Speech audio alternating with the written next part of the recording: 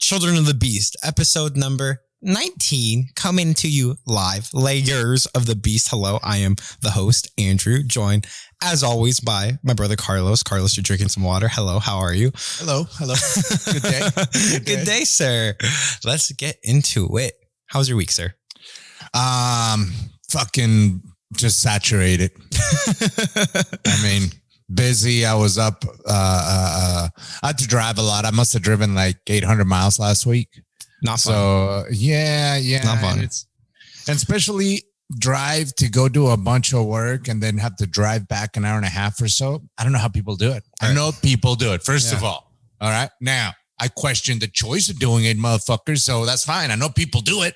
I know why you choose to do it. Well, because I don't know how I would ever choose to do it every day. You know how you would do it? They're doing it every day. You would do it by listening to your favorite podcasts, such as Children of the Beast.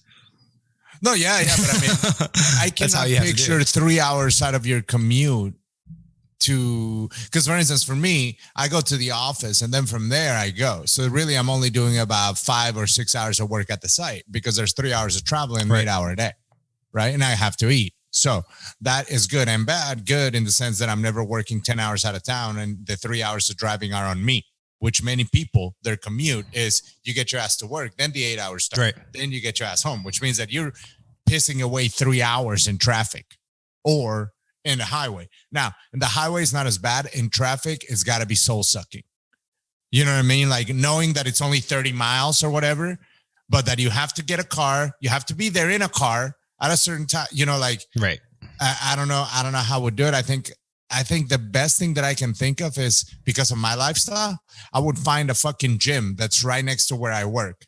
And then I'd leave my house an hour and a half or whatever earlier possible to avoid traffic, get to the gym and just get ready there.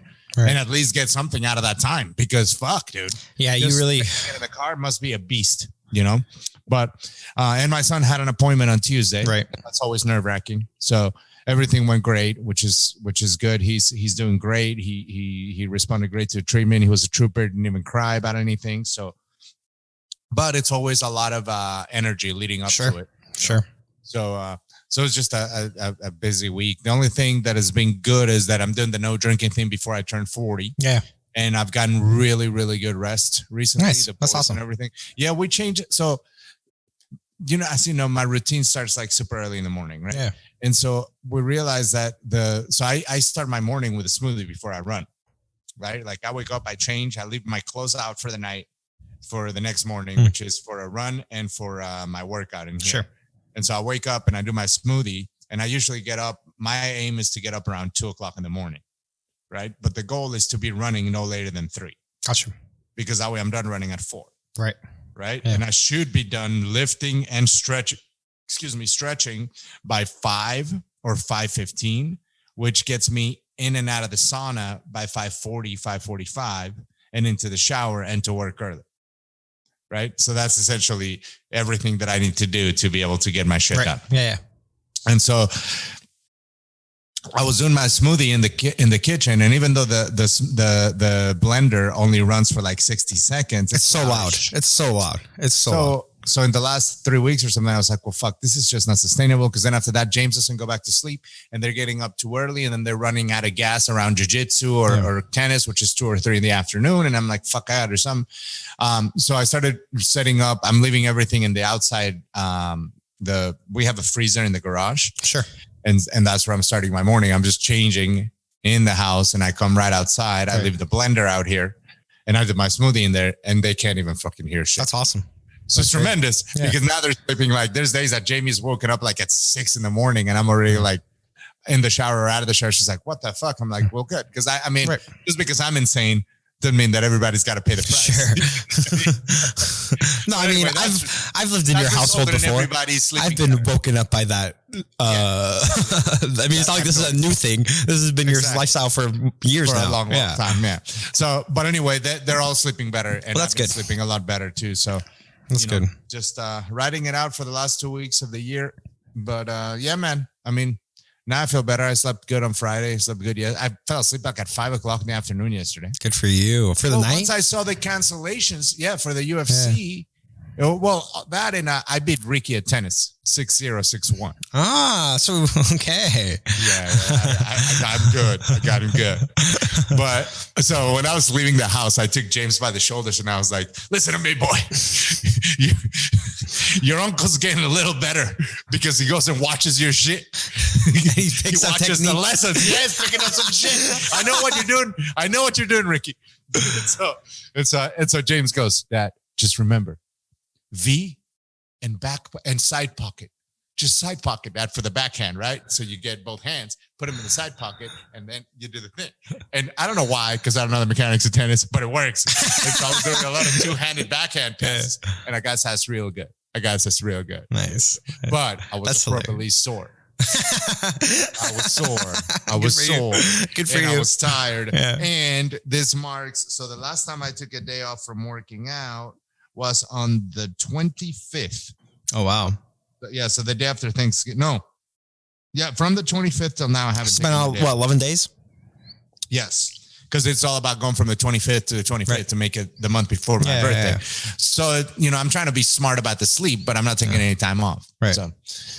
Well, and there is something beautiful about falling asleep so early in the afternoon, evening, and then waking up the next day and just feeling when I saw the cancellation, one of the things that, I hope all my friends and the fighters that I've known and that I'm acquainted to and some that are my friends, I hope that they make it, right? But I also like when they make it and they haven't made it, because then they're in the undercard, which is earlier. And in a card like last night, I didn't give one fuck about any other fight. I gotta be honest. Didn't care at all. Right. All I cared about was Justin James's fight. Right. Which was around 8:30. Yeah. And they moved it up. Once I saw he was at like the middle of the main event, I was like, oh shit, man, I don't think I'm going to make it. Because I had already fallen asleep on the couch. Okay. So, and I ate like shit, dude. I had so much food because I came back from tennis and I got in the sauna and then I got out and I was like, well, now I'm famished. So I proceeded to make 2 toasts with one had salmon. The other one had octopus. Put a poached egg on that shit, arugula, shiitake mushrooms, roasted tomatoes. Did I make homemade potato chips? Yes. Did I mix them with chorizo and some braised jalapeno slices that were perfectly seeded and julienne? Yes, I fucking did. It's tremendous. A little bit of red wine sauce on the octopi. Oh my God, I frosted almost. I almost frosted right on my crumb. And then somebody's like, "Oh, we got Krispy Kreme," and I'm like, "I haven't had a Krispy Kreme donut in about 15 years." Hell yeah! I'm feeling sugary. Let's get down with some sugar. And then I ate the first one, which was and then Jamie's like, "Oh, have you heard about this new donuts? They have buttercream in them." I'm like, "That? Are you talking about frosting of the buttercream bread?" And so, of course, I devoured one of them bitches. And there's a lot of buttercream frosting in that motherfucker. Let me tell you that. I mean, they pipe it in there. You know what I mean? So, even to the last bite, I still had like a huge glob of frosting that I was like balancing. Of course, did I lose one drop? No, I didn't. Because I'm a fucking professional. Of course not. And I put my mouth. And I ate that. Then I proceeded to have a bar of chocolate because why not, man? Why the hell not? Did I drink 2 500 milliliter Coca-Colas? Yes, 1 liter of Coca-Cola.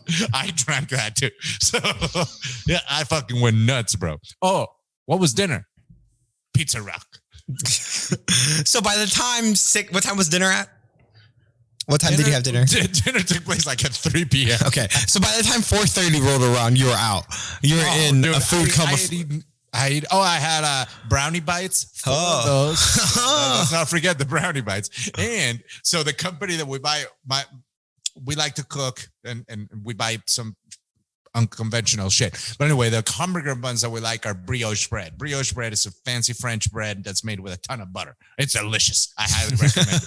But it's high in calories like a motherfucker. And you got your sugars and you got your fats. You got all the things you should have when you're trying to not give a fuck. Right. Well, they make these crepes.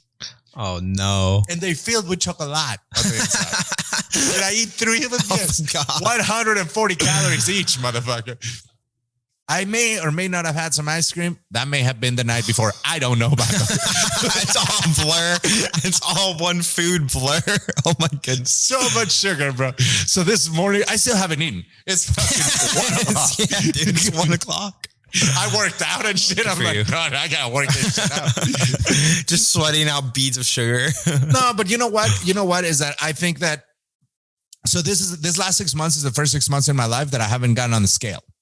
Right. I finally started listening to what Gil's been saying his whole life, or the whole time I've been working out with him.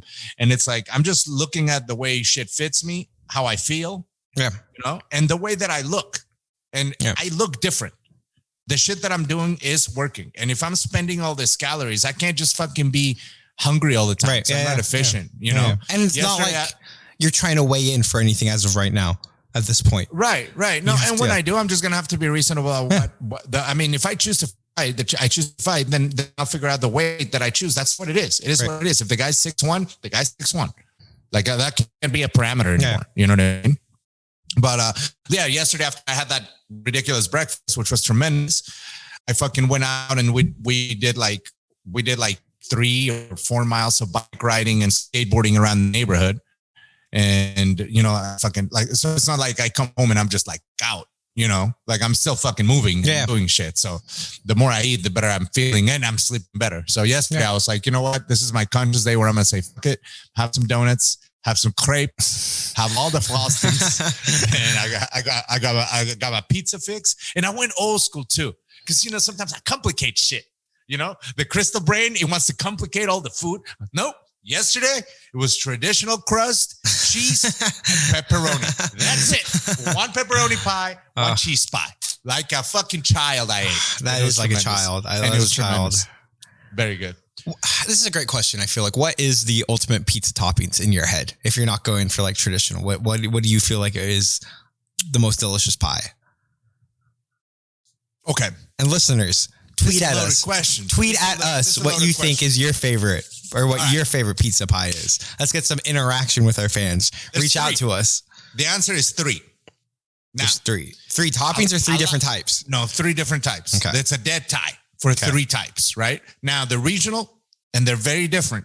You can have all 3 at the same time without interference. Okay. And here it goes. So, if I'm going to go regular pizza, and by regular pizza, I mean, I call your pizza joint and you don't ask me what kind of crust I want. Right. There's 1 crust. And don't give me squares, motherfucker, and give me an edge. I want a fucking crust on my pizza. It must be a triangular cut. Yeah. And it must have a fucking crust that of at least an inch. Don't give me that fucking flatbread shit. I feel like we could call this the Sunday watching football pizza. Yes, man. Yeah. Regular American pizza is what I call it. Yeah. Before they started trying to, bells and whistles of stuffing the crust and, no. Well, don't hate on stuffed crust. Don't hate on stuffed crust. No, niet. Second, deep dish, sausage, Chicago pizza. I'm talking about Portillo's. I'm talking about a pie. That's like a pie, an actual pie. It's a pie. It's a fucking pie. It's thick. The walls of it are square and thick. Like the walls of Jericho. The bread almost has a slight sourdough tendency. Yeah. The crust, but it's nice and crusty at the bottom, and it's made backwards. You have cheese first. Then you have sauce. And on top, you have a pie of sausage. Not pieces of sausage like ground beef. Right. I'm talking about a round burger-like shape of the entire diameter of the pizza on top of it. That's your deep dish Chicago. I love that shit. And the last one would be Detroit deep dish. That one is allowed to be squared because that's tradition. Ooh, this comes in a nice square pie, right? Yeah. It's about yay big. Yeah. It's also a thick crust, but the crust has Parmesan cheese on the sides and the bottom. Yeah, it's delicious. Crusty, it's delicious, right? And it's a little bit more cooked than all the other ones. Yeah, right. You want the crust to be brown. Yeah. You have a thick red sauce with slightly thicker pepperoni and your nice cheese. That's my answer right there. Let me hit you with this. You've inspired me. Now, unless I'm in Italy. This is America. But then we're talking about a completely different pizza, which I love too. Those thin pizzas that I dip them in the oils and I eat them and I drink vino. Drink the vino. Okay. Yeah, drink the vino. Okay. So I feel like, I'm going to call the traditional American football style pizza. Give me pepperoni. Give me that fresh garlic before pizza's in the oven. And then give me the pepperoncinis. The 3 of them. I see. Delicious. Second one, also Detroit style pizza. Delicious. Yes, good. It's pepperoni, good. Some sort of jalapeno peppers, some honey on top. Good day. When you start hitting me with a jalapeno, now we're going to the controversial topic. Well, I like jalapenos on my pizza, especially with a little bit of the honey. But is this a jalapeno that was a fresh jalapeno, or is it a jalapeno that comes from a can? Because they'll hit you with both. Same with the shrooms. Sometimes you order a pizza with shrooms in it, and they hit you with that canned shroom bullshit. Obviously, if we're going for the most opportune, right, the best pizza you could get, you obviously would want to have some sort of fresh jalapeno there. See, because I'm into fresh jalapeno, but as soon as you heat up a canned good, you're fucking it up. Like a shroom, maybe if it's canned and you open it, I might eat it. But it's canned and you heat it up and it's all gooey and soft. Nah, fuck, you get that shit out of my face. You know what I mean? Like it's rough. It's rough. I'm not a big fan. Like I like mushrooms on pizza, but I'm not crazy about it. Man, I eat mushrooms every day. Mushrooms are like a staple for me. I put mushrooms in my smoothie. I ate Shroom Tech today. Before I worked out, I eat the cordyceps mushroom in my smoothie every day. And oftentimes, basically, like in my house, at any given time, if you come in on a Tuesday, right? Sure. Where the refrigerator's stocked for the week and everything, you're gonna find your shiitake mushrooms. So many mushrooms. You're gonna have some oysters. You're gonna have some maitake. You're gonna have some. Sometimes you'll find a gnocchi, which are the tiny thin little ones that look like noodles, right? Yeah, very tasty. Fill them bitches off. Woo! Oh, no, I love me mushrooms, man. I love me mushrooms. Every once in a while, the king oyster. Oh, that was good too. Yeah. We love them. Love them. Mushrooms. Got to have them, man. It's brain food. It is. It's true. Mushrooms are delicious and they're good for you. But I'm not crazy about them on pizza. I still stand by my statement. Well, see, I agree with you. Yeah. I agree with you, but because it's not done right. That's fair. That's fair. So for instance, if I make mushroom omelet, right? Yeah. I don't just throw the fucking raw mushrooms in there with an egg. I saute the mushrooms in clarified butter, salt and pepper first. I remove them from the pan and then I incorporate them onto the omelet. If I was going to make a pizza with mushrooms in it, same concept would apply because the mushroom is not going to acquire the desired texture and flavor from the time cooking that I need for the pizza bread and for the cheese to melt. Those are two separate things. And my priority when the pizza goes into the oven is for the crust to cook. Yeah. And for the cheese to melt properly, not for the fucking mushroom to be nice and sauteed. So that's why I think if you're going to put it on there, you kind of have to do a little something first. But I remiss to exclude mushrooms anytime they're available for a thing. You know what I mean? It is. So I've had some recent comments on previous episodes. I would like to inform you that in the sport of cricket, you are able to score 4 points. This is looping back into our conversation. I'm going to address whoever left that comment. And I'm going to say, it took you a long fucking time for a reason. And second, this is America. Cricket is one export that never caught on except for where you're still a colonial oppressor like India or the Middle East or some shit. And over there, only rich people play the motherfucker. Point remaining, 4 points. But that same commenter did tell on, because let me bring you back on the side, because the same commenter also told me that he decided to watch Tin Cup because of us, which...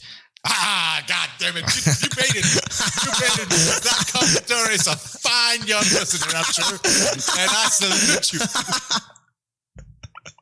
Anybody that watches a Tin Cup. To the cup. It's on HBO Max, everybody. That is what I was told. So if you're interested in a great film, Tin Cup, HBO Max. Get after it. I'm in the middle of a self-imposed one-man HBO embargo. Due to? Their deal where they dropped out of a bunch of platforms. So that you would have to go to your own ship towards cable. Yeah. No, not only that, but they don't have a way for me to pay them to watch them on Roku, unless I add it on Hulu or unless I add it on something else. But I can't it's kind of like the thing with the UFC, and I still fucking hold this true. I prefer the UFC when I just dealt with Fight Pass. Sure. Why do we have to have a fucking middleman? Sell the ESPN the product anyway. You know what I mean? And I get it. Be exclusive, but that should exclude the UFC Fight Pass, which is your product. I should be able to buy a pay-per-view from the UFC directly, like I had been for this entire time.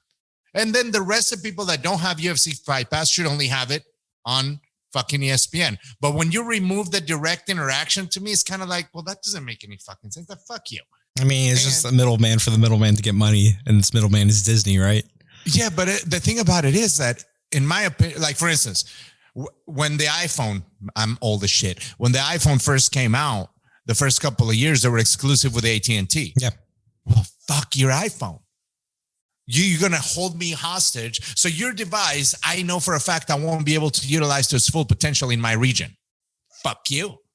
AT&T's being a piece of shit in this town for always.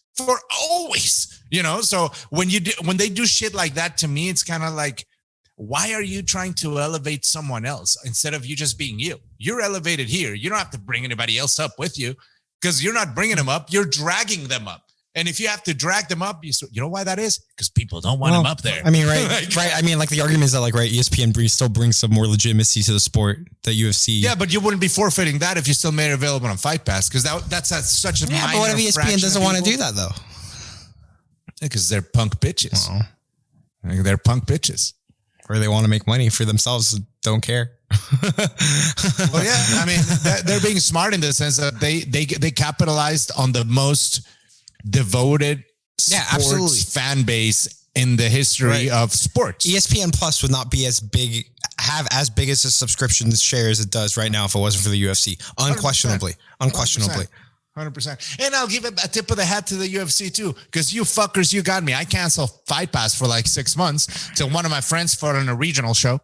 Right. You know what? All of a sudden, it's worth keeping Fight Pass because sometimes when my friends fight, that's the only way to fucking watch it, and I appreciate that. Right. You know what I mean? Like, so I kind of think like it's, you know, but with HBO, as much as I love Larry David and some of their shows and everything.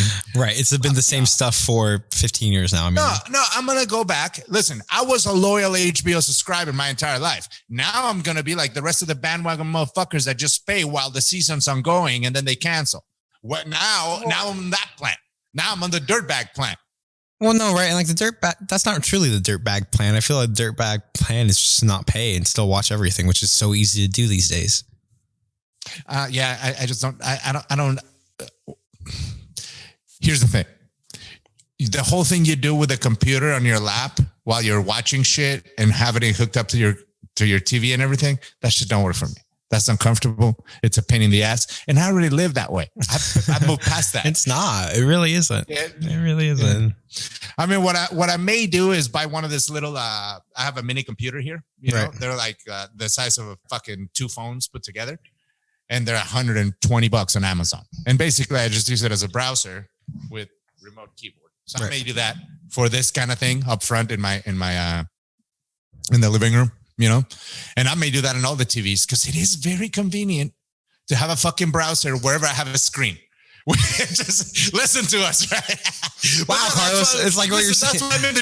That's why I'm in the gym because when we set this up was because of the quarantine and some of my coaches were doing Zoom classes and shit. So that's why this is set up the way that I have it set up, for good, you know, because it's like, and then whenever I'm in here, there's times like, I can play iTunes because we have, you can do anything. The speakers. You can do anything that the computer does. Very convenient. It's very computer. So very convenient. Again, so do that and just stream illegally. Wait, don't do that. That's illegal. Don't do that, ladies and gentlemen. Don't find your shows illegally. That's against the law. And we would never advocate for something that's against the law.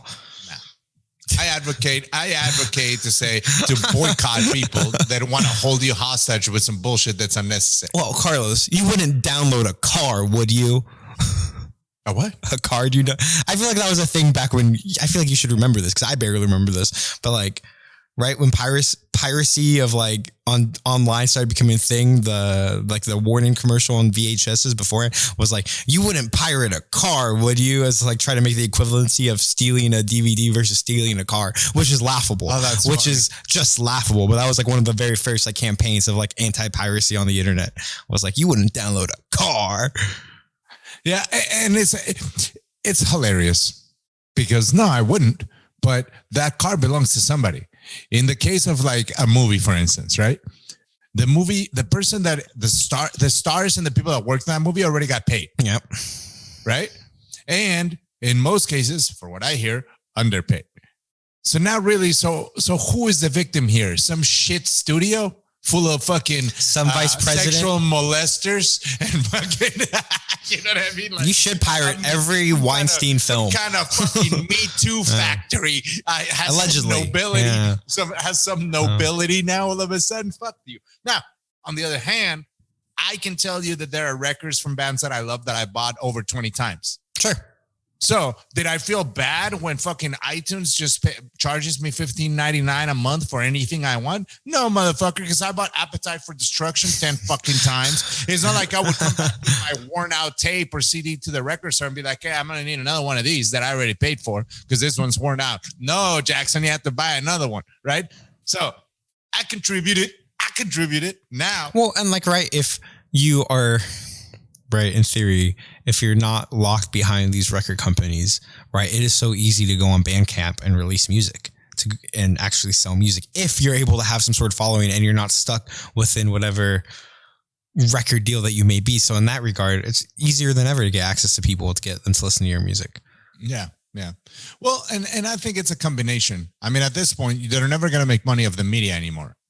I think that there's the vinyl record market, as strong as it has gotten, it's still going to be niche because you can't put it in your fucking car. You can go on a run with it. Yeah. You know what I mean? Like you're not going to take it if you anywhere. The convenience factor. Anywhere that's not home, you're not going to use anything but your phone. Yeah. So unless you want people to only listen to your music and only enjoy your like they can't be at the beach and listen to your music, then you know what I mean? It's so funny because. Right. Something like this, which is so funny that I have right here, but an old iPod, completely outdated. Like this is a wild piece of technology. This can hold almost 256 gigabytes of music. That's a shitload of music. Completely outdated at this point. Yeah. And this still is like insane technology. It's wild. It's wild. It's cool. Yeah. My last iPod got stolen from one of my cars. Like maybe 6 or 7 years ago. Wow. That had everything, but see that one, it bothered me because at the time I had the only copy of a demo that I recorded. Sure. And it had some CDs that were like bootlegs and stuff like that. Because when the iPad came out, when the whole iTunes thing came out, I uploaded all my CDs and all my shit, and then I threw all the CDs out, which I wish I hadn't done. But nowadays, when I every once in a while I'll buy a CD because somebody to contribute to the band or whatever, the sound quality in the car is fucking night and day difference between a CD and the fucking phone. Well, yeah. Even with that iPod like yours, when I had that truck, the reason I kept it in the truck is because I had a hardwire to it. Right. And it was, the sound quality was so much better. And it's just, right. And if you think about it, that makes sense, right? You're off of an iPod, you're listening to the highest version that's downloaded directly onto the device that's playing. Where if you're streaming it, even if you're downloading it onto your phone, you're not necessarily downloading the highest quality version of the song. No. And it's especially if you're streaming it, which a lot of people are, right? You're just streaming music through Spotify, through Apple Music, whatever. And so that makes a lot of sense to me. I also think that has contributed to the rise of that what I consider to be less talented made music. Because now it doesn't matter what it sounds like. Nobody's judging the sound of a sound in a fucking Wheezy song. Where back in the day, somebody was listening to a trumpet. Maybe. You know what I mean? Yeah. The quality of like whatever sound an instrument makes or a violin or whatever the fuck it is. Like people are now just listening to the group of sounds together with a lot less scrutiny for how precise the note is being played and whatnot. And those who are into that are those audiophiles that do have their tube amplifiers and their record players. Well, and like the studio headphones can be ridiculous. Like to get like a nice pair of like super like actual like over the ear headphones that are like quality that an audiophile would want. Like those insane amount of money. I mean, not insane because like, right, it's your hobby. It's what you're into. It makes sense. But a lot of money for your average person that maybe doesn't care as much. No, it's true, man. But I don't know. I think because of that, they have to just kind of they have to reconcile with the fact that you're going to have to tour whenever that's available again. Right. Yeah. and give me some good merch. Because people still love repping the shit that they, you know what I mean? Like, I think merch is one of those things that continues to stand the test of time. If you're into absolutely. If you're into a band, into a brand or whatever, like it does become a part of your identity and kind of like your call sign. Definitely. Find other like-minded people, you know? For sure. Unquestionably. Yeah. So I don't think they're going to do away with any of that anytime soon, but I do miss that. It was cool when there was record stores for me. First of all, CDs were not cheap. You weren't just having anything you wanted. Right. You had to go and look around. And I basically, if I was driving around and I saw a record store that I'd never seen before, I just stopped. It was by default. Any girl that dated me at that time, right. I mean, a big part of your life was going to be spent behind me looking for shit to buy at the record store. Like that was just, you know, but nowadays, back then, I didn't know as about as many up and coming bands as I know now. Sure. You know, where now I'll hear something. There's so much more. And it's also so much more accessible to find more music. Like, right. Like it just truly is like, right. If you're listening on iTunes, if you're listening to Spotify, they have a feature that says, oh, you like this guy. Maybe you'll like this band too. They're in a similar genre. They're from the same town, whatever. And like, that's cool. The algorithm in that regard is cool. It helps. See, I haven't had any luck with the platform's algorithms. Okay. I have all that shit disabled because I'm passionate about music, and sometimes the suggestions are so fucking preposterous that I cannot fucking digest it. I'm not gonna dislike it, and but to me, it happens a lot on Twitter and on Instagram. Those algorithms based on the bands that I do follow and I do like or whatever. That makes sense. That for sure makes sense. Those suggestions, I found a band that was like they started following me for whatever. Some hashtag I must have put up at some point or something, and or they see that you're following another band, and just based on that you like that band, they decide to follow you so that you're aware of it. Yeah, and I was like, we were in the car, I was with Jamie, I forget, we were running errands or something, and I put it on. She's like, "Who's this?" And then but it's funny because I'll hear I feel Jamie was driving. Yeah. I feel Michael tapping his feet on my seat. Okay. James goes like this with his headphones. Because he was on his iPad, but he heard something intriguing, right? And Jamie at the same time asked me who it is. And I'm like, yeah, this shit sounds good. So, who was it? Give them a shout out. The Lonely Ones. The Lonely Ones. Here, yeah, it says it's a new band. They have I think there's only one record. Yeah, the Lonely Ones band. And they are on Spotify, but they're a brand new rock and roll band. They have a couple singles on Spotify. Yeah, it doesn't look like they have a full album yet. And I don't know if you heard the Struts. I have heard of the Struts. I'm not sure. Not the Strokes. No, but the Struts, yes. Yeah, the Struts are fucking good, man. They did an album during the quarantine, and they have one song with Phil Collin and Joe Elliott from Def Leppard. It's called I Hate How Much I Love You or How Much I Want You. These kids are fucking straight up glam rock and roll shit, man. They're fucking tight. Yeah. But there's a bunch of bands like that I'm just like, 15 years ago, without all this access, I was like, oh my God, my music's dying. Right. I know new people are doing it. And then all of a sudden you hear like Greta Van Fleet and Rival Sons that have been out for like 10 years already, and Goodbye June. And I mean, there's a lot of like new fucking bands, you know, like also all that shit we're talking about with the Guitar Hero effect. I think that it's a lot easier for people to find that shit. Sure. And when you find something obscure, you no longer have to feel like you're alone. Yeah, when I was growing up, I was like on an island. Yeah. People, a lot of because I grew up during the new metal and rap bullshit, right? So I moved here in 94. So everybody's like, oh my God, Biggie and all this shit. And I didn't get it then, and I don't get it now. Sure. So it was never going to fucking happen for me. And then the people that did listen to guitar music were into fucking garbage. Like the only thing of somewhat quality, which I'm still not into, was Tool. Sure. Right? Tool's not for me. I don't want to hear your dramatics, man.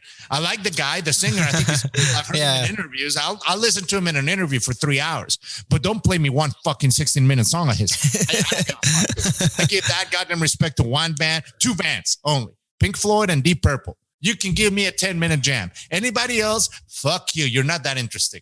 You're not that goddamn interesting. But I digress. So, Limp Bizkit, Korn, Oh, these are all great quality bands. What do you mean, Carlos?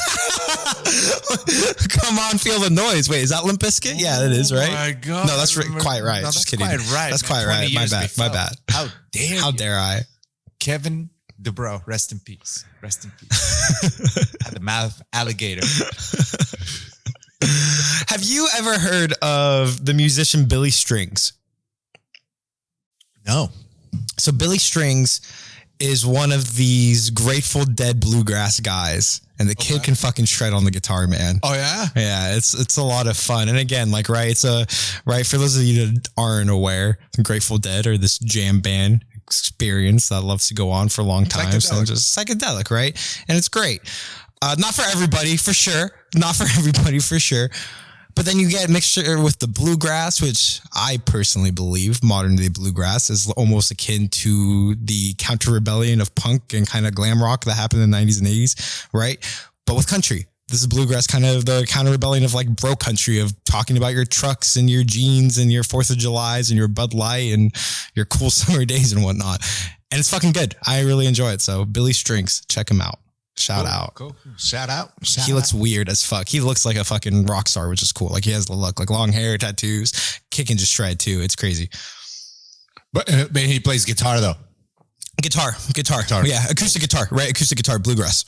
So he has a mandolin with him, a fiddle, a stand-up bass. It's good. It's fun. Oh, cool. It's fun.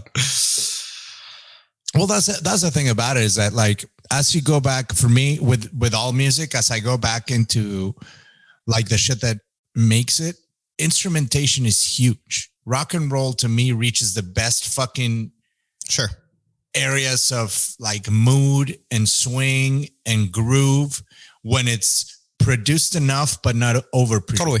You know, when they can add horns properly, when they can add the fucking harmonica properly, when they can add weird instruments, you know, mandolin, Zeppelin did. I don't know if you know about this, but Jimmy Page used to play with a fucking bow, you know, like a violin bow.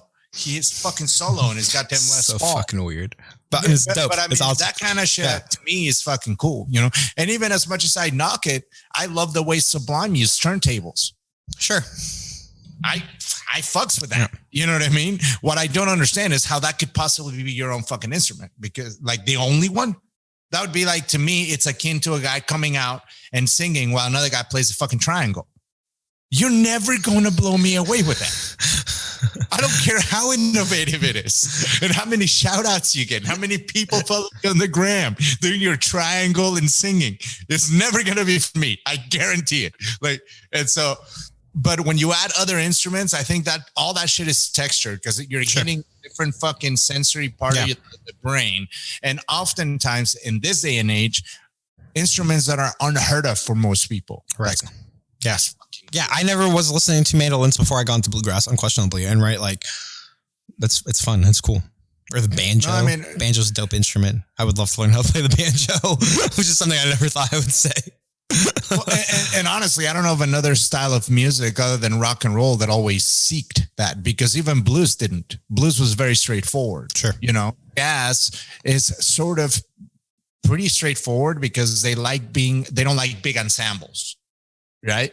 A good jazz trio is what the shit is, you know, where you have like a bass, a drums, and maybe the sax, or a bass, drums, and the fucking piano. Yeah. You know what I'm saying? Like that kind of shit. Maybe some vocals or something, but it's not supposed to be big band huge. I do like jazz though. I do like jazz. I can get down with some jazz. I like some jazz. Yeah.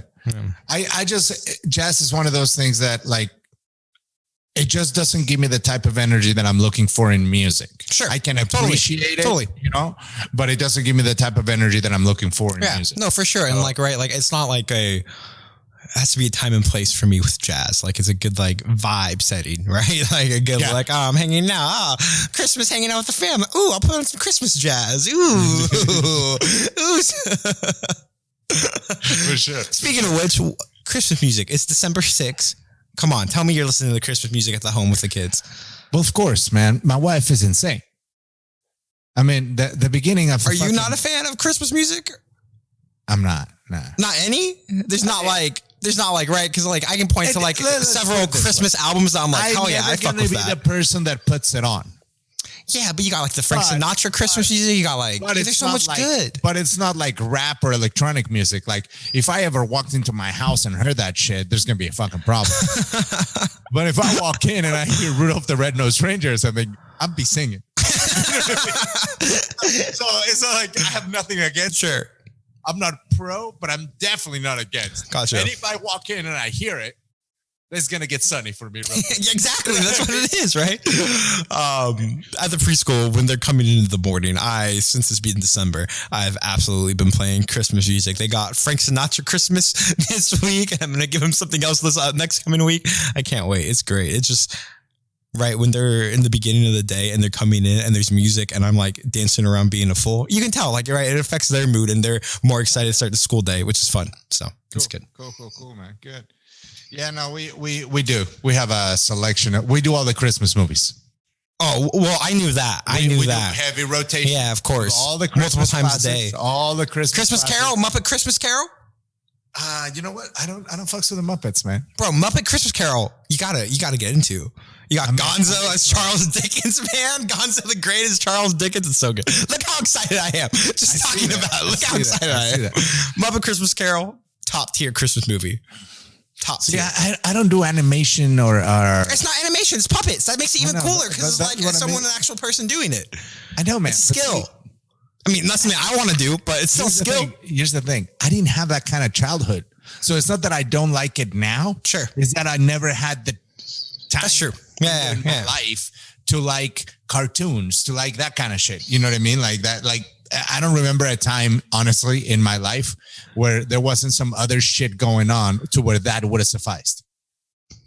Because I was there was a lot of chaos. Let me tell you, Muppet Christmas Carol is a great take of. But I'm talking about motherfucking Jingle All the Way. Christmas with the Cranks. Christmas with the Cranks is a good one. Christmas with the Cranks. What's the Tom Hanks Christmas movies? Santa Claus 2, Santa Claus 3, Santa Claus 4. Tom Hanks, man. That's Tim Allen. Tim Allen, fuck. God damn. Oh, yeah, that's bad. God. Tim the Tool Man. Tim Allen is America's favorite cocaine dealing felon. That's right. That's right. He is. Time. Yeah, he did the time for selling cocaine, and then came out and did Tim the Tool Man. Yeah. That's a great show. That is a great show. I love that show. I gotta look it up because you know what? I'm about to run out of another old show that I just finished watching, all 8 seasons of. And Nip Tuck? Did you finish Nip Tuck? Almost done. Nice. Almost done with Nip Tuck. Still holds up. Nice. Still holds up. And then you know how I know my shows are good? All the stars of now have passed through all my shows. So they've gone on to do multiple shows you like? No. I mean, huge stars like Bradley Cooper. Oh, what show? Is he in Nip Tuck? He was in Nip Tuck. Oh. Yeah. No. And it's a big, so you're saying is these teen moms are going to one day in about 20 years going to be giant movie stars. No. They're never going to do anything else other than what they're doing. And hopefully they're very successful, right? But no. You know, listen, it's very rare to get actual talent out of reality television. Yes, agreed. Super rare. Yeah. I can only think, off the top of my head, The Miz. 2 people. I think of The Miz. Well, see, I don't think fucking wrestling is talent. but he made a career out of it, though. I see. For me, that's a parallel move. Okay, sure. I don't disagree, but you know what I mean? How many people have done it? That's my point. But why would anyone want to do either? Well, I mean, not many people have tried. It would be fun to be a wrestler manager. Go in on the microphone. Well, no, he's not a manager. I know. He's a legit wrestler. He's been the world champ. Multiple times, baby. Fuck that. Multiple times. Multiple belts. That means he pantomimes fighting better than anyone. Not only, I mean, like, right, him and his wife have his own, like, reality TV show. I know. It's great. Good for him. I mean, yeah. But so The Miz. Okay, so The Miz. Theo Vaughn, yeah, great. Christina Pazinski. Yeah, sure. Yeah. I don't know anyone else. I can't think of anybody else. Oh, no. Adam Lambert. But I guess that doesn't count because those people had talent before and there was a talent competition. It's not like he was in fucking celebrity rehab. And then, you know what I'm saying? Like, I can't think of anybody else, dude. Who's like gone like mainstream success. Like, yeah. With actual talent. Right. You know? And I'm a fucking expert. I mean, right? Like you could, and like, right, there's no talent here, but like Farrah's definitely gone mainstream. For sucking dick? Well, I mean, like, and again, as I said prior, there's no talent here, but she's gone mainstream unquestionably. I mean, I think it's fringe. I think it's very fringe. Omarosa? She got a job in the White House. It was temporary. White House. And by the way, by the time she got the job in the White House, we had already forgotten about her. True. Kind of brought her back into the fray. Good for her. You know, and then she got in a fight with them anyway. Isn't she talking all this shit again? I don't know. I don't pay attention to what Omarosa says. You know, it was like they were friends again, and then she went back. Well, I know she wrote a book. Yeah, I know she wrote a book based out of it, which was probably the plan the whole time. Let's be real. Of course. I don't know if I told you this, but I'm of the firm opinion that like for a lot of famous people, writing a book is a form of money laundering. I mean, if somebody buys a book. Well, but right. It's money laundering in that it allows them to kind of write the way that Walter White, and like, right, I have no idea how money laundering works. Let me point that. But in the way that Walter White in Breaking Bad use the car wash to funnel money in to like legit, like bad money into turning into good money. That's the same thing what book sales do. You're turning bad money into good money that becomes reportable that you can actually earn. It's money laundering. Yeah, but where did the money come from in the first place? All these, and like, right, I'm thinking specifically politicians. Who knows? From everywhere, baby. Special interest here. Boom, let me buy 1,000 books for you. Boom, boom, boom. Yeah, maybe, but the book, it's hard to make money with a book. So it's hard to get a book published. That's why the books that are being published right now. Listen, you could write the next fucking Great Gatsby and you'll lose to a Teen Mom book. Is that because of actual book sales or like, right? Like, are book sales just inflated though? Yes. But like, how do you not know book sales are just inflated with money laundering? That's the point. Like, it's just like a easy, simple thing that no one would ever look at to investigate. I just don't think it's feasible. No, I really don't. I mean, you feel free to. I mean, again, I have no idea how money laundering entirely works, and this is based on Breaking Bad. So I'm pretty sure my theory is pretty solid. No, this is just something that's like all come together into my brain, like a perfect storm in a cauldron bubbling together. I see. Yeah. Well, I don't think so. Well, I think you're wrong. I think you're wrong.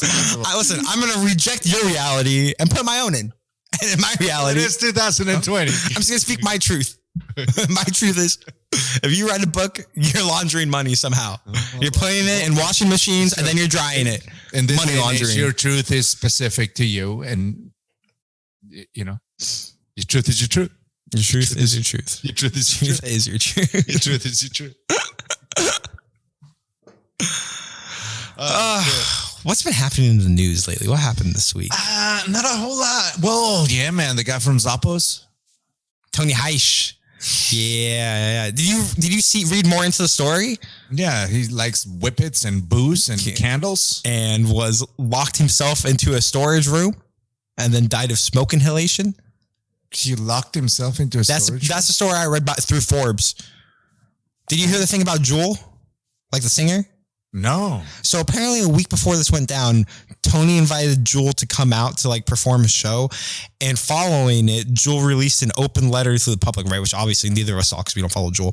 But talking about how Tony had surrounded himself, kind of the same thing with, I'm sure the article you said, had surrounded himself with yes men who were willing to basically let him kill himself with the amount of drugs and the amount of nitrous, and just kind of living in this delusional world of being a drug addict versus the incredible entrepreneur that he appeared to have been. So it really does seem to kind of be a tragic story of just a lot of money, but not a lot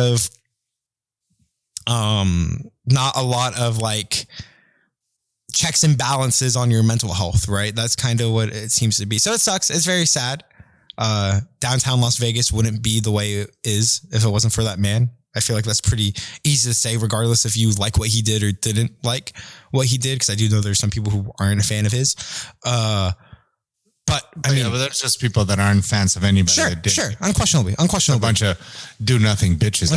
Unquestionably. But yeah, no, that is a real big bummer in terms of what he means to the city for sure. We're getting interrupted by El Niño de la Bestia. Cool. Is right guard a human? For Pokemon? What's his name? Red guard. Oh, he's talking about Star Wars thing. Yes. And yeah, they are people underneath. Well, it depends. It depends. You don't know. Because they have like a giant face thing over them. So it can be a person, could be an alien. Who knows? It could be a person or an alien. Could be a robot. Could be a robot. Evidently, they knew that you were on the line. Well, this is not the first time I've had to settle a Star Wars dispute between your boys and your wife. It's pretty heated. Where James is certain he's right. And well, what I read about Tony was that, so they said he had bought like $56 million worth of real estate in Park City because he was planning his next whatever thing. It sounded like he wanted a better version of what downtown Vegas was, but in a nicer area. That's kind of the vibe I got. Mm-hmm. Well, yeah, man. But it's life is a motherfucking beast, and I think that one of the things that you can grasp from anybody dying is that singular focus is not ever good. Yeah. I cannot think of a single person that ends up in a good place with a singular focus, no matter if it's good or bad, whether it's drugs or work but a singular focus. Like I harp on this a lot, but that's because I think it's ignored out of convenience, fear, and fucking cowardice. But I keep going back, and I go back to the founders of this nation again and again and again and again. And that's why, to me, this nation worked, because the Constitution and because the early structure of this country was made by people that, even though they might have disagreed at some even core values, they were diverse and they were well-rounded. I don't think that the people who call themselves patriots are well-rounded today. They conveniently ignore that. And I think that as a human being, it's never a good idea to not seek some sort of being well-rounded. You can't just have a singular focus. You need to fucking, I told you that before in private, I think, on the Rod Stewart biography. Rod Stewart is not a rich kid. He's from England. He grew up pretty regular. And one of the things his dad always told him is that in order for a man to be happy, he needed three things: a family, a job, and a hobby. Sure. Yeah. That's so fucking brilliant to me. I still, even as I say it right now, it still fucking hits me because that's 100% true. You know what I mean? And I've had other versions of it where I've told certain people that I love, hey, let's talk. Describe yourself without telling me what you do for a living. Sure. That's who you are. You know, yes, whatever you do for work is a part of who you are, but I don't give a fuck. Yeah. As long as you work, you pay your bills. You're not out there robbing people. Right. That's not you. You know what I mean? And I think that sometimes, I mean, even Elon Musk, when he got married, he's got his fucking kids. Like, you have to have some kind of a tether. Totally. That is not just your singular thing, because everybody that ends up in a singular thing like that ends up fucking dying. You know, like it never works out. Right. It doesn't seem to be sustainable in that, like, right. If you are so focused on that one thing, right. No one thing can be 100% good, 100% positive all the time. No, it's just not. And if you set yourself up to kind of be relying on that one thing for that to be the case, your mood is going to hinge on that, which sometimes is understandable. That you can only accomplish that by ignoring other aspects of yourself. Yeah. Sure, totally. And that's why they call it a sacrifice, right? What famous people that make music and shit, they always talk about that, right? Like, well, yeah, this is great, but I've sacrificed my entire life. Totally. That means no birthdays, being in Budapest, playing music when you wish you were blowing the candles out with your son in fucking LA, you know? And how much is that worth for the rest of your life? Forever. Like, that's how it is. You know, I guarantee you that the amount of time that those people spend with their families suffers fucking greatly. Sure, unquestionably. So at what point do you like? You have to spend more time, I think, if you get to that point, mentoring, so that you have trusted channels of delegation. Yeah. That don't have to be indebted to you for life because of loyalty. You're developing other people to be and do things like you that can help you, but with the understanding that they're temporary, because if they're like you, they're going to want to do their own thing. Right. So you could be a part of their journey and have them be a part of your journey while you're inspiring and pushing them throughout the same highway in a different fucking lane, you know? And I think that it probably feels pretty fucking cool to be the baddest one and only the baddest one, you know? But you know what they say, if you're the most successful person in your circle of friends, then you're probably surrounded by losers. I mean, it's you know, you don't want to be the most successful person in your circle of friends. You know, that doesn't mean that you shouldn't. I mean, and I'm talking about all kinds of success. I'm not just saying money. I'm saying success is very different. One that's fit. You don't want to be the only one that's married. You don't want to be the only one that has kids. You don't want to be the only one that makes a little bit of money or more money or less, whatever the fuck it is. You know, you don't want to be the only one. Surround yourself with other people, because that's what like pushes you up. Right. And like that community based thing is just, it's so important. It really is for like the mental, the social health. Like I don't know. I was able to see some friends this past week who moved about a year ago now, who I hadn't seen in a long time. And the feeling I had when I was leaving their place to kind of go hang out with them and say hello and kind of catch up is something you can't really capture any other way. It's a unique feeling of just genuine warmth and like love, right? Like I have no problem saying that like I love my friends pretty dearly, and like that's a great thing to have, and it's a great way to kind of just experience that feeling. So that's cool. 100%. Which is incredibly hard in a pandemic world. It's incredibly hard, right? It requires a different level of effort and, you know, vigilance. Yeah, it does, man. It does. And as you get older, I mean, like I have friends that I see and speak to maybe 2 or 3 times a year. Sure. At the most, that are my best friends in the planet. Totally. Yeah. You know? So it's just, but it's a huge part of, it's all work. That's the thing. You know, like the rewards, however you want to look at them, the actual rewards come from effort. Yeah. And you can't just have singular effort and be happy. And with this guy, 45 years old, you're not fucking married. You're not like, what's the legacy, right? You're already like badass at business. Yeah.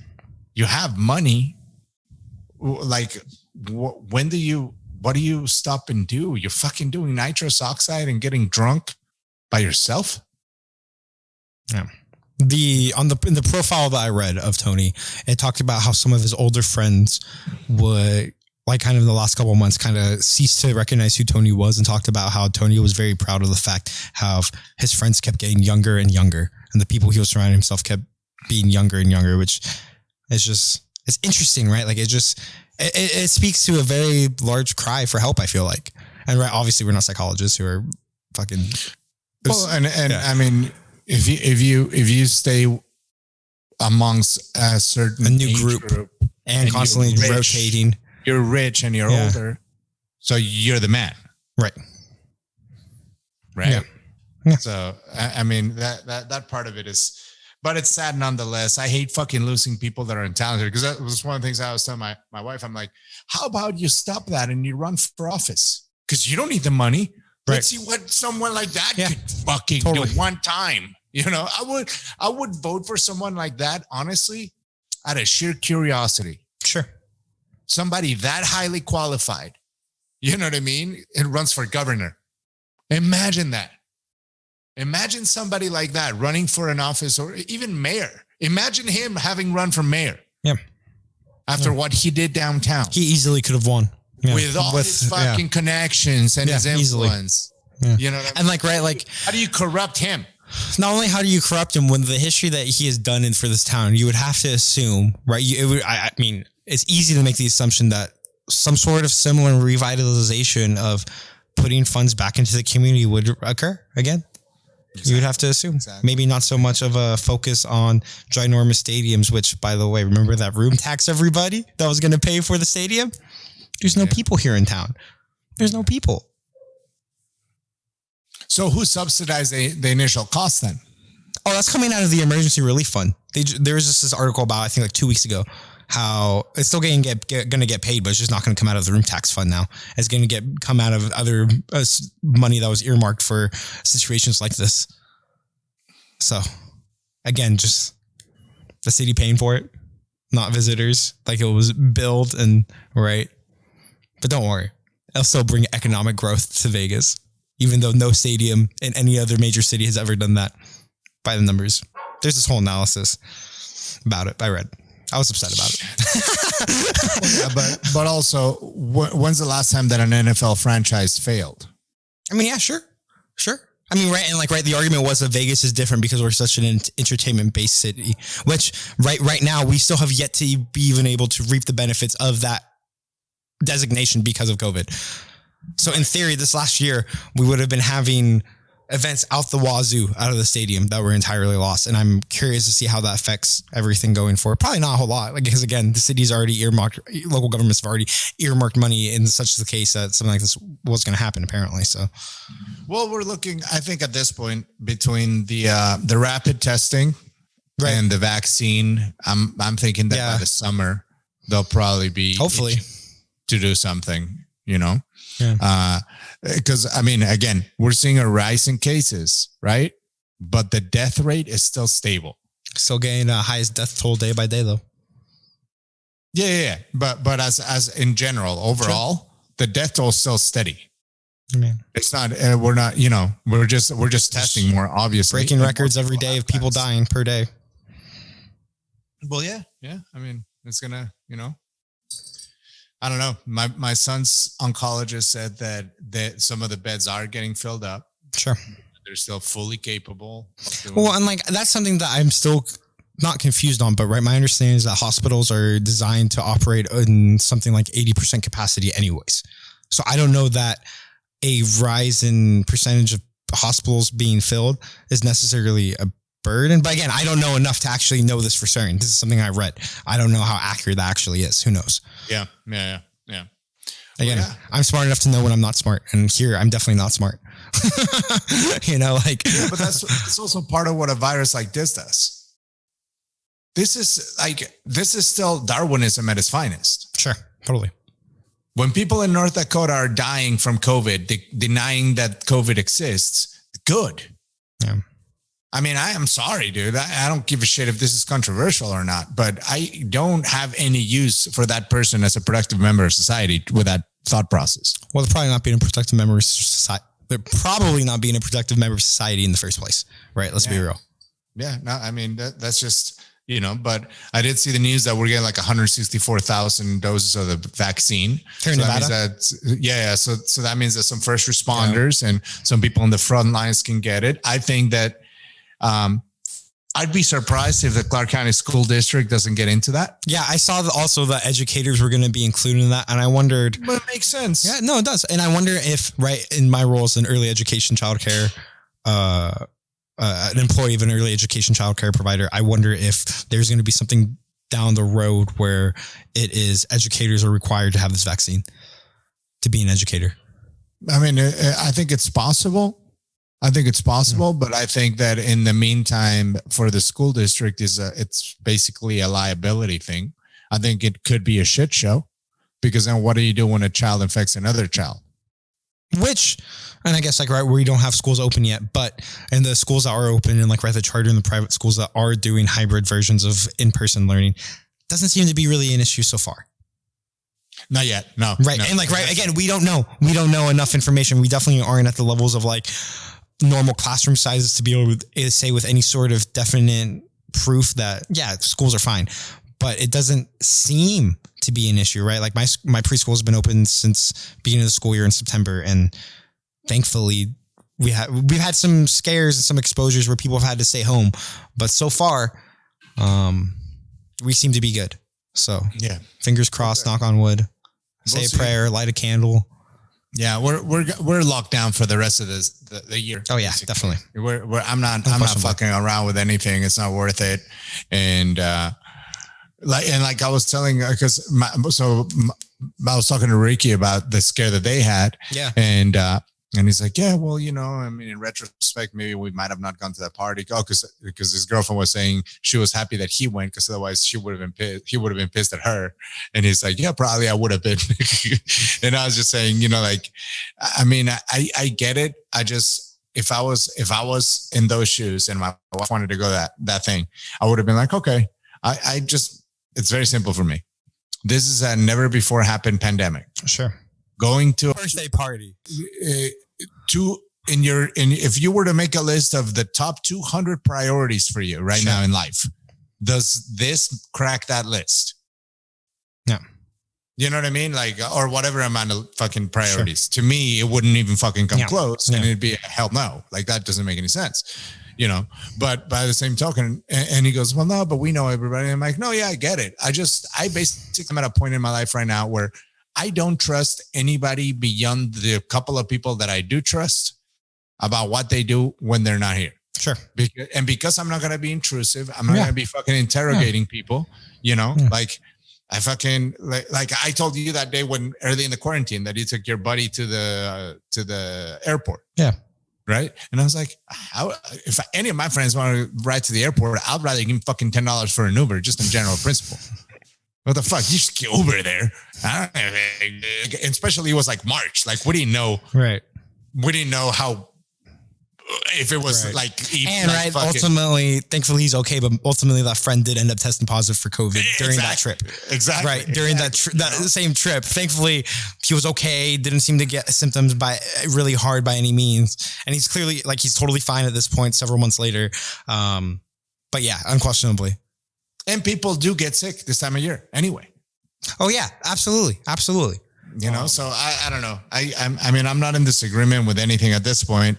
I don't think that, first of all, if there is a lockdown, I don't think it's going to be more severe than it already was. Sure. And the reality is that most of the shit that needed to stay open, stayed open. Like that's the reality of it. Yeah, I get it. I guess the biggest thing, which to me is just never mind to me because I have a bald head, is I guess the salons and all that. But if everybody's working remotely anyway, I think it's kind of a little bit, right. It's unfair that you're not able, right. In theory, when everything was locked down, it was unfair that a hairstylist, a barber was unable to cut hair in a isolated area, say outside. Like, they should be able to do that. I do think that should be okay, right? You're adults, the risk of coming in contact with people as it is now, right? Like, as it is now, right? Salons, barbers are open right now. And I'm personally okay with that. Cause right? Like in anything, you have to kind of associate the risk, whether or not, and right? I know people who haven't gotten haircuts because they don't feel comfortable with it. And right, that's their prerogative. Right. I'm going to go get a haircut in 2 weeks as long as everything stays open. Yeah. I want my haircut. I look better with short hair. Sorry. Yeah. It feels better. It makes my life better. It's worth it for me. I feel comfortable with the person who cuts my hair. I know them. Right.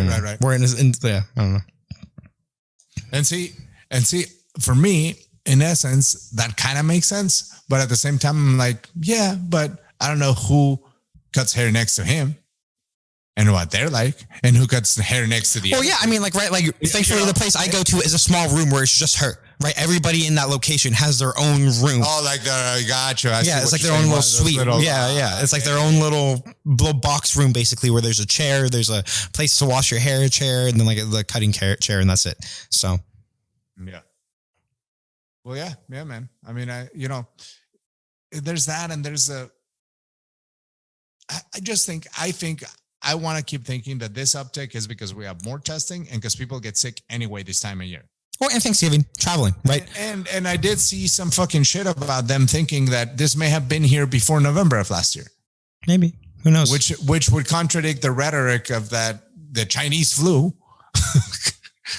Well, and like, right, or like the timelines that we've been given thus far. Well, and like, right, like I know in this last week, CNN has come out and talked about how China has completely misrepresented and misreported kind of their early outbreaks. And they're just now learning of this, which I feel like is anybody with eyes or a brain can be like, oh, this seemingly have originated in China, and China seemed to have gone better in April in the middle of summer while the rest of the world still seemingly getting ravaged. So they were already on the tail end of it because... Oh, I see. No, they were just, they were just they were just misrepresenting the situation in China for the early time, for like the early periods of quarantine, whatnot in March and April, which again makes sense. Yeah. Especially considering during that time, right, the first couple months, we were getting reports that China was seemingly doing better. Wuhan was seemingly doing better, which apparently it wasn't the case at all. Right. Yeah.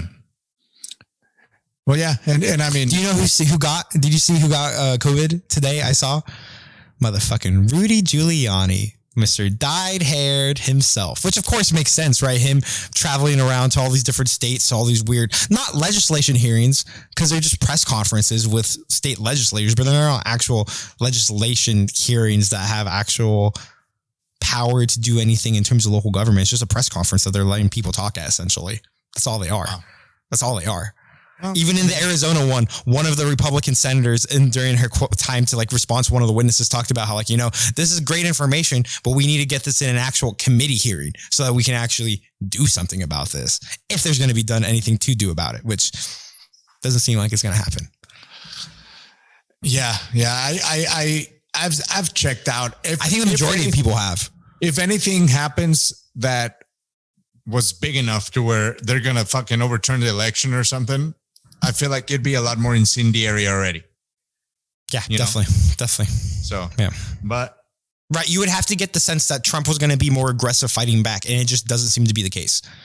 Well, he seems to be floundering. His defense seems to be floundering. His fight back effort seems to be super uncoordinated, being attacked inner party within the GOP. Like he's half-heartedly appeasing the rest of the people that still want him to act this way. For sure. While at the same time, the rest of the GOP not even supporting that. Right. So except it's for a couple of imbeciles, but I mean, there's always one. So, no, I mean, to answer your question, did I hear about Giuliani? No. How I feel? I feel not surprised. Not surprised. I feel nothing. Not surprised how I feel about it. Not surprised. Indifference. I feel indifference. I feel the utmost indifference for his contracting it and for the outcome. I'm indifferent to what happens, how it develops. Indifferent, 100%. I wouldn't even say what Orange Man would say. I wish him well. I wish him the best. I have no reaction. Thoughts, no comment. I have no desire. No comment. Nope. I'm indifferent to it. Scorpion gonna sting, gator gonna bite. Did you get anything exciting for Black Friday? Was there anything you were super crunk on? No. I got one purchase on Black Friday. Can I tell you what it was? What was it? It's this sweatshirt. In fact, I'm wearing it. It is. Do you know what the XFL is? The Extreme Football League that is now defunct. The Rock bought it. That now? The Rock just bought. Correct. Yeah. So it was around last year. Ended midway through the season. I'm a proud owner of the XFL. There it is. The Battlehawks, the St. Louis Battlehawks. I see. I got this. There's going to be no Friday. Vegas team anymore? No more Bandits? There was never. Well, there was in 2000, but when it came back this last year, there was no Vegas team. Oh, I didn't even know it had come back. Yeah, it already come back. It already played. So it had a season that got interrupted about 2/3 of the way because one of the owners ended up completely financially backing out of the league. So there was this whole controversy where they didn't even get to end the season. And now with COVID, obviously, but now that The Rock bought it, I'm hoping my Battlehawk sweatshirt will be a collectible. Probably not, but I think it's funny that I own this. And I got it on Black Friday for about $20. So well done me. That was my Black Friday haul. Go Blackhawks, as we used to say. Caw. Yeah. See, I'm pretty sure that other parents that have kids will understand this. When you're in quarantine with Amazon Prime, every day is Black Friday. No. Every day is fucking Black Friday. These kids, they don't get to go to Target no more. They don't get to go to Walmart no more. They know how to search and they're binge watching television. So yeah, shit gets bought a lot. No, I got everything online. I gotta order my wife's gift still. Sure. And then, but that's, I'm gonna get her. It's not gonna run out or anything. Right. And then, I got the boys their gift. I have to get Michael his birthday gift. Sure. Yeah, I saw your post of it on Instagram. Very exciting. Yeah, very cool. Exciting. It's gonna be awesome. Yeah. And we have the little play set back here taken out so they can actually play on the grass. Oh, cool. Okay. Here. Yeah, because that thing was falling apart and it started being a pain in the ass. Really? So soon? Piece of shit. How old? It was only a couple years old. Yeah, piece of shit. It was a bad purchase, bad company. It tried to get the warranty parts because it was under warranty. It took them 3 months to respond to an email. It's a shit show. And then I'm gonna get rid of their skate ramp too. And I have that dismantled and open it up so they can have a little bit more room to play in the meantime. Because we're here for another 6 months. End of an era with a skate ramp going away. Yeah. Well, they could always. They're already been learning to skate outside, right? And if you're gonna build a skate ramp for them, probably want to go a little bit smaller. I feel like, right? That's a big ramp. It would be smaller, and I can just take them to the skate park and shit. You know, it's fine. Everyone wants a jacuzzi, so. The first step for a jacuzzi before I buy it is to get rid of that. I already have that concrete platform. Yeah, that would be a great spot for above water or above air jacuzzi. Yep. So we'll see, man. But now that's about it. We're ready to get into this Christmas situation. Nice. And then honestly, I just want to get some fucking rest. You know. But yeah. So we'll convo privately about bare knuckle fighting. See what we're gonna do. Yeah. That's next week. That is next week. That is Friday the 11th. Because remember, bare knuckles Fridays, not Saturdays, which we have learned after last time. Well, no, sometimes it is Saturday though. It has been on Saturday. Now you're fucking confusing me, bare knuckle. Goddamn. Well, okay, hold on. We should. You know what? Speaking of bare knuckle, Yoel Romero getting cut by the UFC. Bare knuckle, sign him up. Sign him up. Perfect. Dana White said there's going to be something like 60 fighters that are about to be cut. Yep. Well, makes sense. Bare knuckle, baby. Bare knuckle. They have a lot of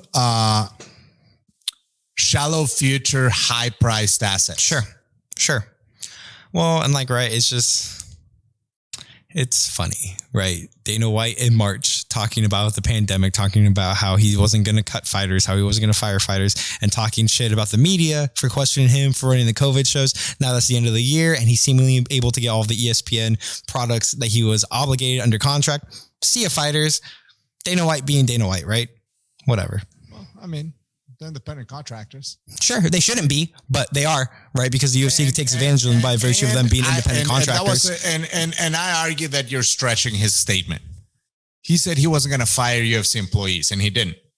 As a company? Again, okay, so again, a loophole because UFC fighters aren't UFC employees. Well, no, that's like a cable company or a TV channel not firing their staff, but canceling a show.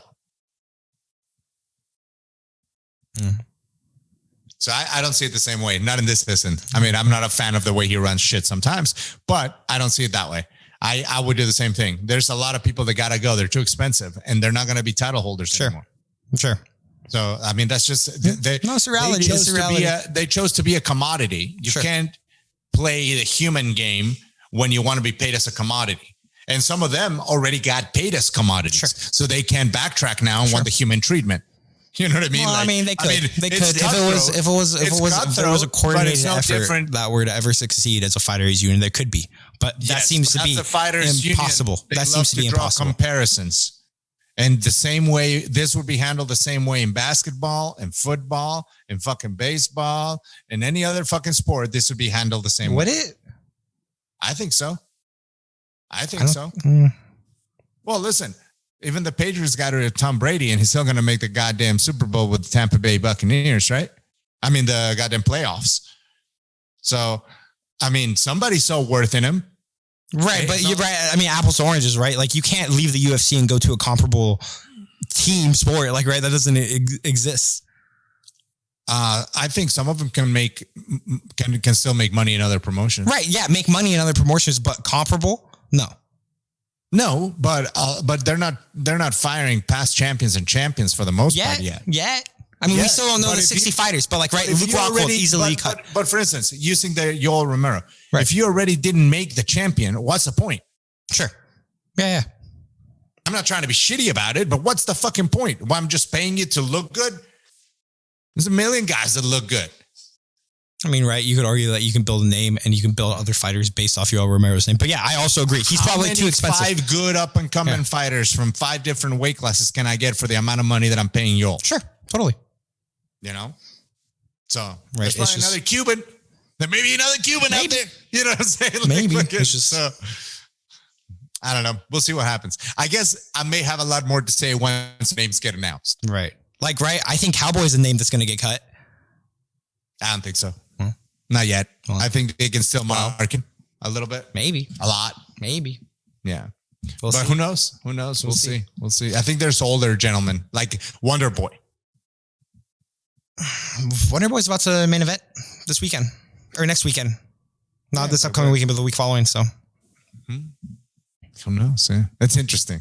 We should, you know what? We should make a list for the next podcast. Of who we think who's going to get cut? Yes. Let's come up with some names. Okay. That cost a lot of money. Okay. All right.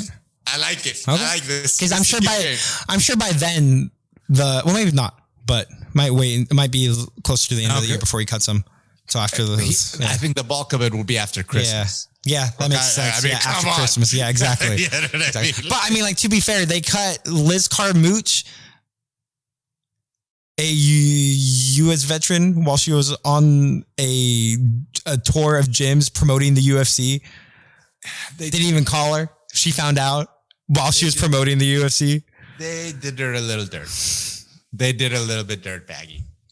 Dana White being Dana White. Do you think he called her personally? No. Well, obviously not. He didn't, right? We know he didn't because she found out during the event, so we know he didn't. Wow. Yeah, that's some shit. That's some shit. Independent contractor, bro. Whatever. Oh man, it's right. I mean, it's not like they chose to be independent contractors. That was the system that was designed for them. Yeah. Same thing with USADA. It's not like the fighters chose USADA. That was the system they were forced into. Did you see that Yair got a 6 month, or did you see the suspension for Yair Rodriguez? Yeah, I did. Apparently the way you get that suspension is missing 3 times in 1 calendar year. So you've gone missing 3 times in 1 calendar year. It's called disregard. Whereabouts. It's called disregard. Yeah. I agree. How does it happen the second time? How does it happen the third time in 1 calendar year? This is going to be somewhat controversial, and I know he can kick my ass, but he acts like a little bitch. You had this opinion for a long time, though, so. He acts like a little bitch. So, whatever, dude. You're not that big of a star outside of fucking Chihuahua, Mexico, motherfucker. And you for sure got to play along with the rules of USADA. I have news for you. You're far from Julio Cesar Chavez Jr., okay? Far. Well, and like, right, it begs the question, right? It begs the question. How do you miss 3 in 1 calendar year? I understand missing 1, maybe even 2, but 3, your third time in 1 calendar year? Are you avoiding? Are you trying to avoid purposely? Are you trying to avoid purposely? It's a disregard. It's an entitled disregard. I don't think Yair is on any sort of PED except for maybe EPO for the cardio, but it does beg the question, why are you missing 3 in a row in 1 calendar year? Are you using? I don't know. We don't have the test to look at it. How can I know? It's one of those things to me that it falls under, are you an imbecile or an asshole? Yeah, for sure. Because as a man, an asshole disregards the commitment he made. You could have said, you know what? I don't like that fucking stipulation. I'm not going to fucking sign the contract. I'm going to go fight somewhere else, right? Or you sign like a man and you will feel like a man. But when after the fact you go, oh, well, now I'm going to big time him and disregard him. Like, listen. Which, I mean, like, right. Like, I'll say it in terms that his generation understands. Very on brand, Yair. Definitely. And like, right, like I do think you can probably make the argument that there's probably needs to be some sort of reform there. Like, right, I don't remember the specific fighter, but in the last 2 weeks, you had a fighter who said USADA interrupted him and his lady having sex. Yeah. There has to be some sort of violation of private. Like, what the fuck are you doing here? Like, I understand, like, right, I guess as a fighter, you're literally signing your right away to have this sort of privacy when your USADA comes knocking. That doesn't seem right. And right, again, they're independent contractors. This is the contract they signed. This is what they choose to do to fight in the UFC. Doesn't feel right as human being. Doesn't feel right. I don't know. Yeah. There's a better way to do it. Definitely. There's a better way to do it, I think. But yeah. Well, we've been here for about an hour and a half. Let's get out of here. Let's go home. We're already home. Boom. Let's close it up. All righty. This has been episode Children of the Beast, episode 19. Give me one noun to describe this episode, Carlos. Or a verb or an adjective. Give me a word or a phrase. How would you describe this episode? It's frosted.